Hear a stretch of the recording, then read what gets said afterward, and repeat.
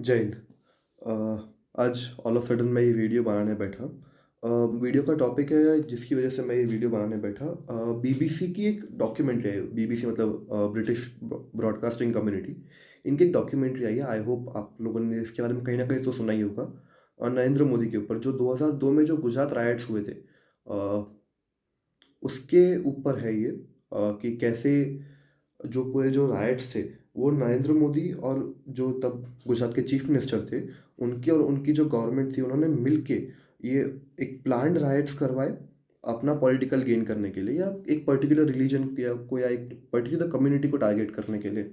अ, उसके बारे में ये था बेसिकली। मैंने जितना सुना, like according to me it's agenda, like एजेंडाबाजी है इसमें। कैसे, मैं वीडियो क्या मैं आगे एक्सप्लेन करता हूँ। बट सबसे बड़ा सवाल आता है कि ये डॉक्यूमेंट्री अभी क्यों आई। राइट्स 2002 में हुए थे, तब नहीं आई। 10 साल या 20 साल, 2012 2022 में नहीं है, 2023 में क्यों आई। अगर जो 2022 में भी आती तो भी एक बार कोई हम ये समझ सकते थे कि भाई 20 साल हुए उस घटना को, उसके उपलक्ष्य में ये डॉक्यूमेंट्री बनाई होगी। मगर वैसा भी कुछ नहीं था। तो अ, अब आज की तारीख में इंडिया हर सिनेरियो पे, हर बेसिस पे एक बहुत बड़ी पावर बन के निकल रहा है। जियो पॉलिटिक्स हो गई, इकोनॉमिक्स हो गई, फाइनेंशियल कंडीशन हो गई, फॉरेन इन्वेस्टमेंट्स हुए। पूरी दुनिया अभी भारत की तरफ देख रही है, क्योंकि भारत अभी G20 का और आई थिंक SCO का भी प्रेसिडेंट है अभी। शंघाई कॉरपोरेशन का भी प्रेसिडेंट है। पूरी दुनिया अभी अगला 1 साल भारत की तरफ देखने वाली है। ऐसे में इस तरह की कोई डॉक्यूमेंट्री आना, जो कि बीबीसी एक वर्ल्ड वाइड देखा जाए तो फिर एक बहुत बड़ा प्लेटफॉर्म कंसिडर किया जाता है। उस पर भी मैं आता हूँ कि उसका क्या करना है। अ, इससे एक नरेटिव बनता है कि भाई आप उस देश में इन्वेस्ट कर रहे हो, या आप वो देश घूमने जा रहे हो जहाँ का प्रधानमंत्री, जहाँ का प्राइम मिनिस्टर मोदी है। उसको तो मालूम है उसने गुजरात में इतने सारे लोगों को मरवाया था सिर्फ अपने कुछ पॉलिटिकल गेन्स के लिए। एक नरेटिव बनता है। तो फॉर दिस ये डॉक्यूमेंट्री बनी है।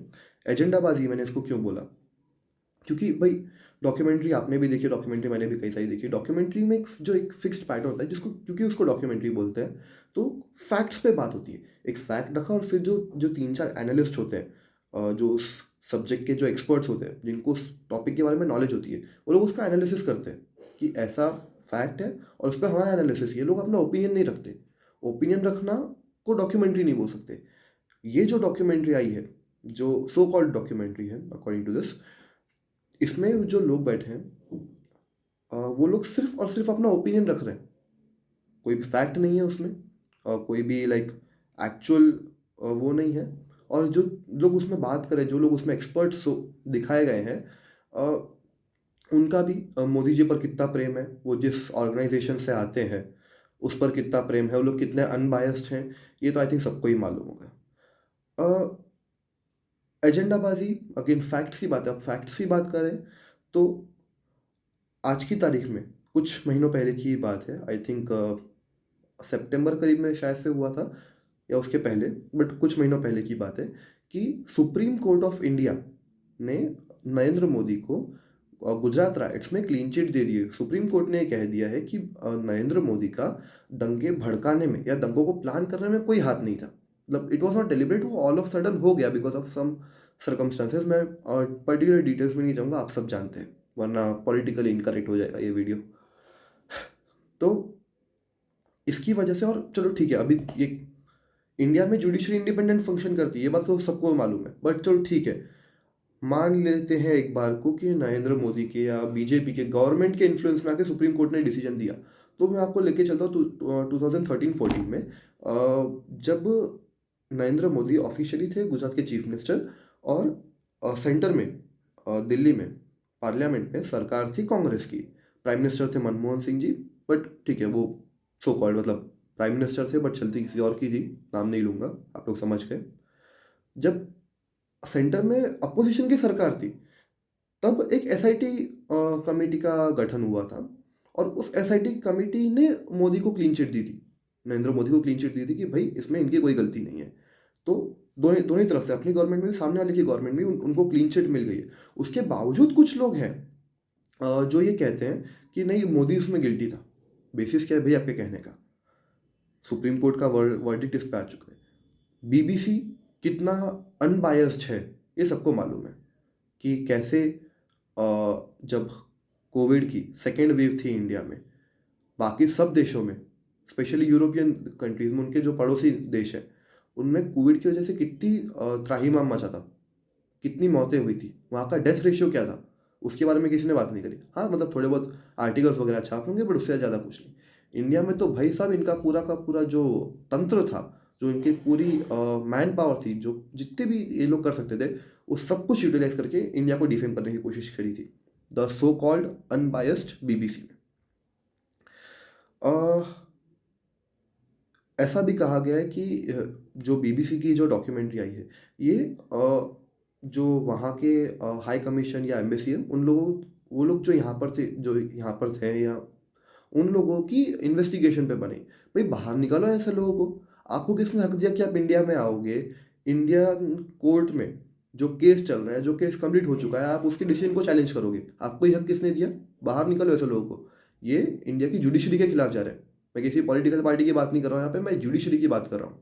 क्योंकि इनकी कोई रिपोर्ट इंडियन जुडिशरी के अगेंस्ट है ना, मतलब वो लोग इंडिया के अगेंस्ट जा रहे हैं। ठीक है, judiciary is a very important part of our country, कोई दो राय नहीं है इसमें।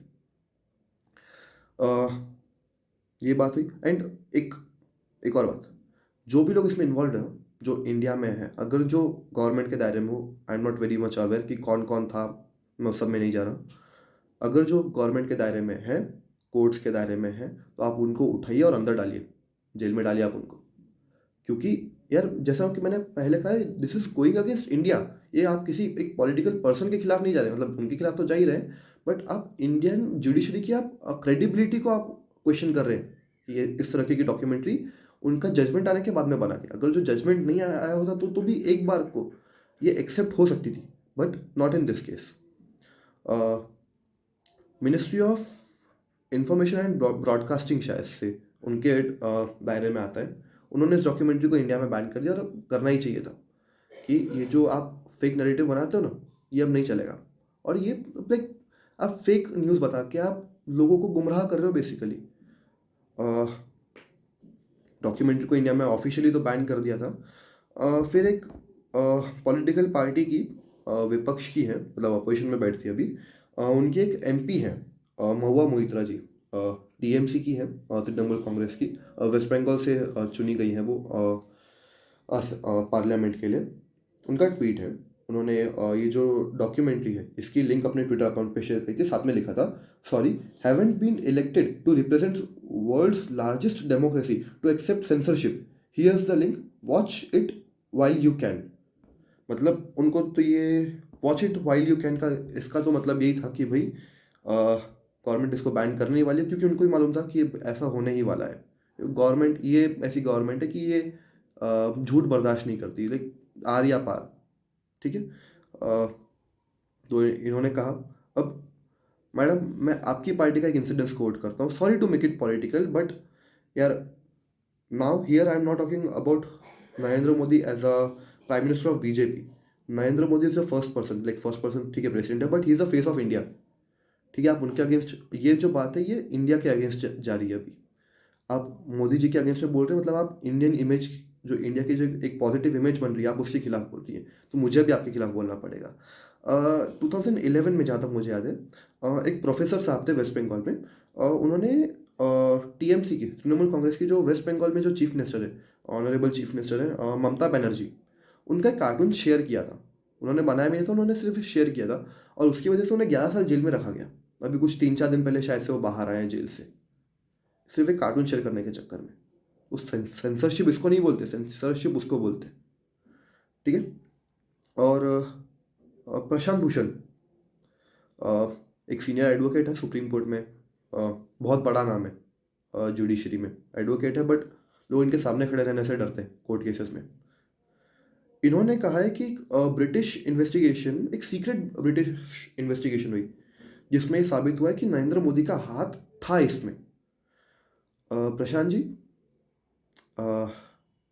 आप जिस सुप्रीम कोर्ट में काम करते हैं, जो आपकी रोजी रोटी है, उसने नरेंद्र मोदी जी को क्लीन चिट दे दी है।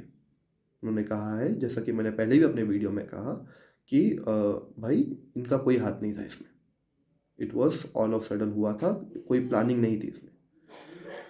और उसके बावजूद जो आपकी रोजी रोटी है, आप उसके खिलाफ जा रहे हैं और आप कह रहे हैं कि नहीं इसमें मोदी का हाथ था, और इसमें like it was a pre planned, एक साजिश थी जो नरेंद्र मोदी ने कही थी अपने एक पॉलिटिकल गेन के लिए।